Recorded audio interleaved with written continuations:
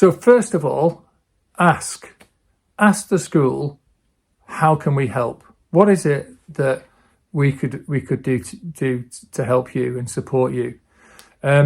Use the people you know in the schools. You might have members of this church who work in the school, perhaps as a teacher or doing other roles. Ask them as well, because they'll be in tune with what the gaps are in the school provision. But a good place to start is to ask. In Dunbar, that's what we did. Before the project was set up, the team behind it asked the school if this was something that they wanted, and the answer was yes. And then as we've gone along, the successful parts of the work have just been about asking and then responding to that. So, for example, the paired reading that our classroom friends do, that came out of a conversation with the worker in school who does support for young people with dyslexia. And so I just said, look, is there any way we can help? And she said, well, one of the things that would really help is just having people coming in and doing paired reading with individual children for maybe for about 15 minutes a week. So I put feelers out. I just mentioned it to one of the Kirk sessions that was meeting that week. And straight away, I ended up with 12 volunteers coming into the school to do paired reading. In fact, it became quite good fun, because the staff in the school would often approach me and say, could you get me a Christian for my class? I need a Christian because we've got a couple of kids who are struggling with illiteracy. The other thing that you could do or should do is be absolutely clear about what your agenda is.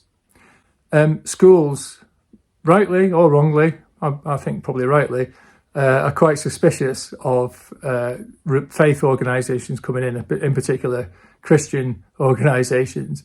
And for some schools, there'll be a suspicion about you approaching them. They'll be thinking that you're there to force your agenda, to force your beliefs onto the young people that you're going to work with.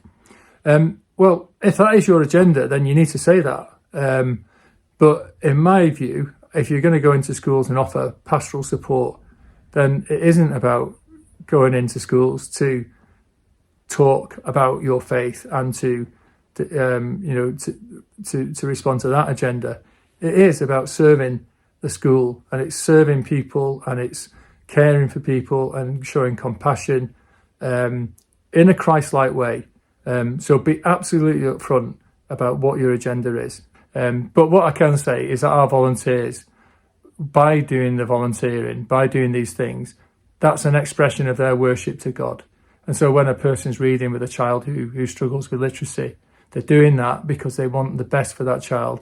They want the best for that child because God wants the best for that child. So it's an incredibly valuable thing, not just to the children, but also to the people who volunteer. A third thing would be to consider what you can offer. Have a look at who you've got in your churches, who's available, and who and what skills you've got between you. It might be that you've got people who are willing to go in and do paired reading. It might be that you've got people who are good at numeracy, and that is their thing that they really enjoy doing, or languages, or art, or music, or whichever subject it might be. So there you go. That's my advice or experience that I hope you will find useful.